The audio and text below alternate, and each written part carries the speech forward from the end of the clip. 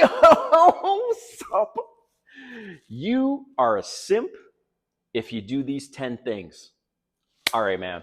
If you're new to my channel, thank you for stopping by. My name is Kane. I'm the Silver Bachelor. This channel is 100% dedicated to dating advice for older guys. If you haven't subscribed, hit that subscribe button and hit the notification button because I'm dropping a video every day. All right. You are a simp if you do these 10 things. Get right into it. First, you compliment women's photos on social media. You go to Facebook or Instagram, you see a decent looking woman. She doesn't have to show her ass, but she's beautiful, right? Well, take a look at the photo, at the comments, and you will see nothing but simp motherfuckers complimenting these women for free. They're complimenting them, you know why? Because they think they have a chance with her. She doesn't give a shit about you. She's not looking at your profile. She's not even responding to those compliments because it's just attention for her. So you have to remember this. Attention to women is like porn to men. It's an addiction. They feed off of it. And like I'll say this again, you have no chance with that woman. She's just laughing. She's like, oh, look at these fucking idiots. So don't take it from me. Just again, go to Instagram, go to Facebook, look at the comments. Don't be one of those guys because she doesn't appreciate it. You have no chance with her. Who fucking cares? Like I just scroll right past it. Right. So that's number one. Number two, you give them money and you haven't even met them. So I see this all the time with streamers. And guys are like, oh, here's $10, baby. Here's $5. Here's $20. I'm like, you fucking simps. Why would you do that? Why would you take your hard-earned money and give it to this girl that you haven't even met on the hopes that maybe she'll like you? She doesn't give a shit about you. She's just like, oh, you simp idiot. I'm taking your money. So that's number two. Number three, you send multiple texts after the first text. So, for example, you ask her a question, hey, what are your plans next Friday? And she doesn't respond to you for a day, maybe 2 days. And then you send her another text, hey, how are you? She doesn't respond. And now you keep sending texts, right? So I have a 2-text rule max, 2 texts max. So, and that's within 72 hours. So stuff happens. I get it. Almost more times than not, that second text, she'll respond. She'll say, oh, I'm sorry. I forgot to text you back or something. So you send her with the one text with a question after about 24 hours, 48 hours. And then you send her another text. Are you okay? If she still doesn't respond to that text and 72 hours has gone by, she's not interested. So you just need to accept that. Don't be a simp. Don't keep chasing her, texting her, because it's not going to work. All right. So number 4. All right. Right. I have notes for you guys because I wanted to be prepared. So don't be that guy. Number 4, don't be that guy that's always saying good morning or always saying good night. You need to mix it up because, again, she'll just look at you as, look at this simp, look how desperate he is. And you don't want to be perceived as desperate. You want to have your masculine frame because you're a man, and women love the masculine frame. They love a guy who, in their mind, thinks he doesn't need them, right? So what I do with the good morning, good evening text, I rarely send a good evening text. Good morning text, I might do one, and then maybe a second one, and then I stop and I let them now come back. Hey, good morning. And it kind of is a back and forth like ping pong, right? So that's what you want. You don't want to be that guy constantly sending good morning texts. I know FitX Fearless, he says, YouTuber, he says, oh, I never send good morning texts. And I'm thinking, yeah, right. Yes, you do. If you really like someone, just don't do it all the time. Okay. So number 5, asking her to be your girlfriend. I don't get it, man. Like Caesar from 90 Day Fiance, the guy, the nail technician dude who likes the Ukrainian women. He's over in Ukraine. He pays for this trip, like mail order bride kind of situation. And he just meets this girl, and after like 1 date or 2 dates, he said, "Would you like to be my girlfriend?" I'm like, guys, don't ever do that. You need her to dictate how the pace of the relationship. You need to wait for her to say, "Hey, so where do you think this is?" And then you just kind of be aloof, like play cool and say, "Hey, I really like spending time with you." If she says, "Look, I want to be exclusive. How about we be make it official boyfriend girlfriend?" Well, you need to wait for her to do that. Just like you don't want to be the first one to say "I love you," because now you're in this position of desperation, and now you're in her mind a simp. So don't be the first one to ask to be her girlfriend. All right. Number 6, which I already said. Number 6 is don't say "I love you" first. Again, you want her to come to you first. You don't want to be in that position of desperation. Number 7, you allow her to refuse sex for weeks or even months. This is a big one, man. That's a telltale sign that she's checked out, that she's no longer into you. I will say this from my experience. I've dated hundreds of women in the last 2 years, a lot. Now, I haven't had sex with hundreds of women, but I've gone out on a lot of dates. Like every week, I'm going out on dates. I mean, it's no problem. So, if they're into you, you're having sex within 3 dates max. If they're really into you, that's just a fact. Sometimes a lot sooner, first date, second date, right? So the sneaky little thing that women do is they will refuse that one thing they know is the most important to you. It's mostly a shit test. So I said this in one of my videos, and I'll say it now. In one of my videos, punish or bad behavior. So one of the signs of bad behavior, and I don't care what women say, is things are going well. Let's just say things are going well. You're having an awesome evening, and you have no plans the next day. She's coming over to your place. She's going to spend the night.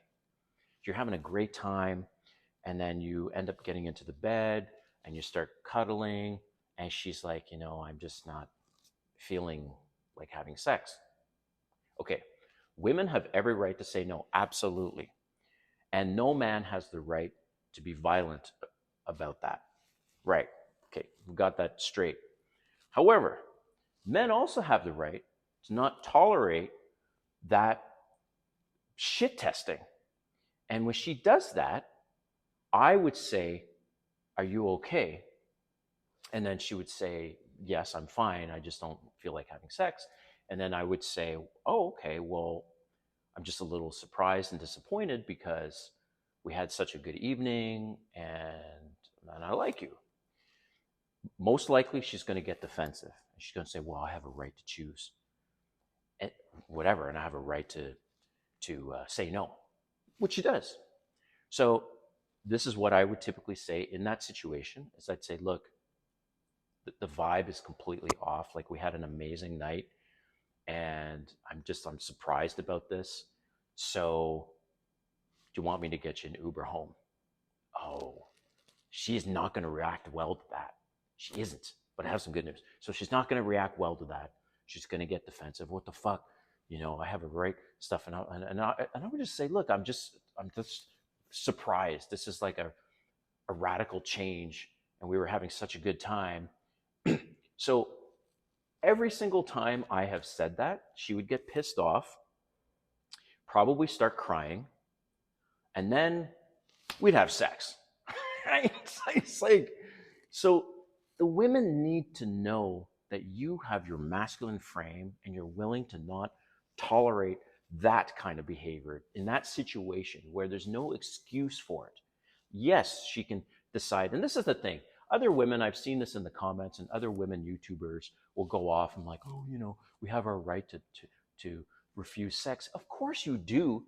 But if the situation is there's no reason to refuse sex because you've had a great night, you don't have to get up early, you don't have kids to go home to, whatever, and there's no reason to refuse sex, and you're just pulling out a shit test, well then fuck, you get shit thrown in your face back, and that is you punish her bad behavior. That's what I mean by punishing.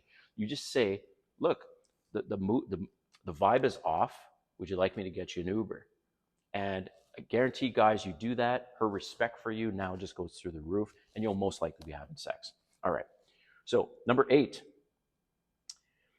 you give in to her excuses when she cancels dates. And you're going to get this, man. Like, that's a thing. This just happens. But it depends on the excuse. It depends on how often she's canceling dates. Is it last minute cancellation? I don't do well with last minute. Like, really don't do well with that. It's most likely over if she. When I say last minute, I'm talking like a few hours before your meeting because of all the things you're preparing. And here's the thing: last minute. If I have canceled a couple dates last minute because I wasn't into them, and they were so pissed off, like I only won back. Okay, one date I canceled last minute because we were supposed to get together for lunch, and I didn't get home till like 4 in the morning, and I was out partying with my friends. And yes, Silver Bachelor goes out and parties sometimes. So I went out. It was 4 in the morning. I got back, and I had this massive, massive hangover. I had this first date planned for lunch, and I knew I'd be a mess, and I would just embarrass myself. And so I asked her if I could reschedule for the next day, and she was so pissed off. So women get all pissed off when you cancel last minute. So you need to be the same way. If they cancel last minute, you get pissed off and be very reluctant to give them a second chance. All right. Number 9. Oh, yeah, yeah. Number 9, she's on her fucking phone the whole time while you're at the restaurant. Ooh, that's rarely happened to me, though. And I'll tell you why that's rarely happened to me, because they can sense my masculine frame. They can sense he's not going to put up with this shit. So at the early days when I started dating, right, again, after my marriage, I didn't know what I know now. So that happened to me a couple of times. And then I learned during the last time this happened, I said, hey, is everything okay? And then she would look up from her phone. Oh, yeah, yeah, yeah. And then she'd pull out her phone again. So then, clearly, when a woman does that, she's bored, right? I see couples in restaurants all the time because I go to restaurants by myself, and she's bored. That's why she's pulled out the phone, and it is disrespectful. What's worse is if I see the guy's on his phone, she's on her phone, and I'm like, what the fuck? So my phone is away. I'll do a video specifically on phone etiquette, but my phone is away. So let's just say she's got that phone out again. So then I would say, hey, look, I'm really enjoying my time with you, but I feel like you're not interested. And she'd say, so why do you think that? And I'll say, well, because you're on the phone though the whole time. If she gets defensive, right? If she says, well, I just, I'm have my work to check or this or whatever, and because I'm busy.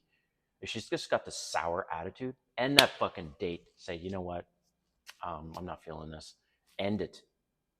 And she might find that super attractive, and you might be able to that might be able to turn into a situation where now you're going to have to go back to your place and have sex.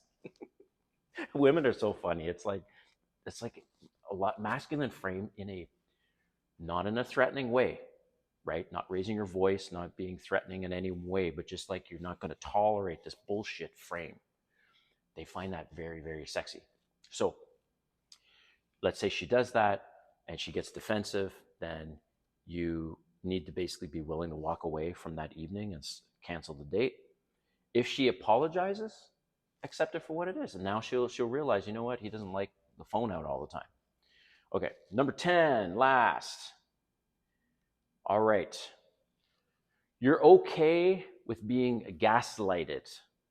So, gaslighting is when something is flipped over onto you, like it's your fault.